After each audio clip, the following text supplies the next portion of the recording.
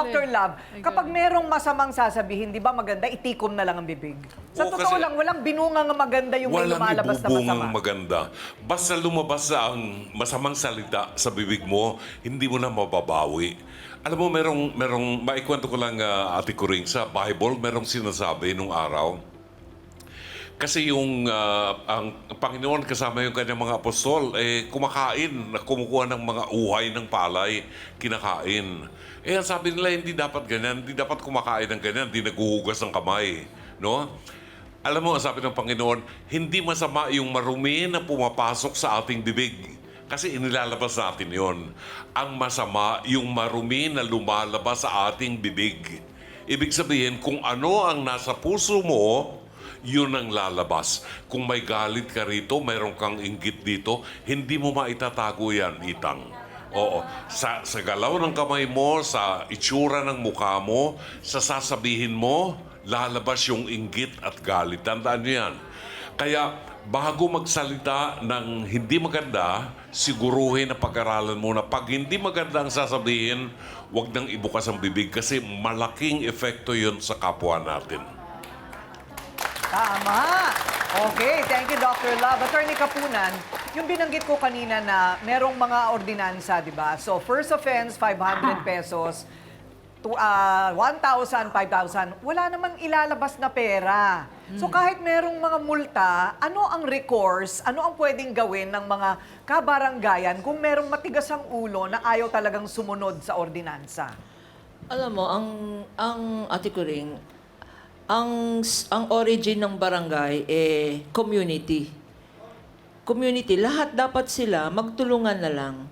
Kasi kung lagi nating sinisita si Iting, walang mangyayari diyan. Pero sa situation ng ganito, sa question ni Ate Coring, dapat alam niya na problema siya lagi, no? Ang tawag diyan recidivist, yung paulit-ulit. Pag ganyan, gumawa na tayong solusyon sa barangay, di ba? Pautangin niyo na lang pambili ng construction materials para sa kusina at lababo. Baka yun na lang. Magbigay na lang ng loan ang barangay kung ayaw ng asawa niya. Okay, thank you very much. Attorney Kapunan, Doc Camille, di ba minsan na natin pinag-usapan yung ganito rin, di ba? Ano nga ba yung mga peligro sa kalusugan kapag madumi ang kapaligiran, lalo yung kanal? Definitely malaki ang epekto nito sa mental health. Una-una kasi, syempre pag nakaamoy ka ng ganyan, nai-stress ka. Pwede kang magkaroon ng anxiety. Besides the fact na pwedeng ganito lang yung sitwasyon, ang unang-unang naapektuhan yung physical health. Kasi alam nyo yung iba, pag nakalanghap na ganyan, baka may asthma, magkakaroon ng lalala ito dahil pwedeng mag-lead to respiratory illness na kakaiba pa.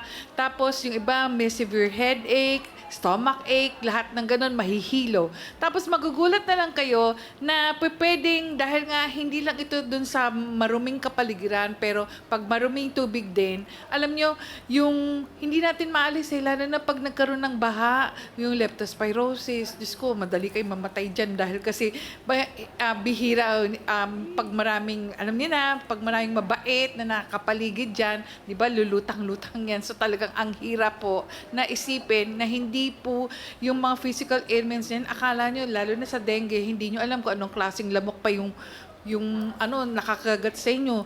At kailangan talaga malinis ang ating kapaligiran, lalo na sa mga bata.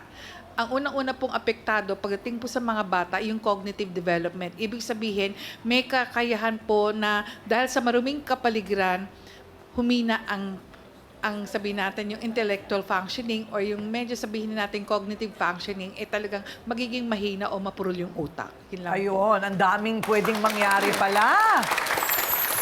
Kita nyo na yon, ang daming pwedeng mangyari, Itang. At 10 ng mga iba pa ninyong burara na kapitbahay doon, hindi lang naman si Itang Hindi lang po, hindi ba? alas na po.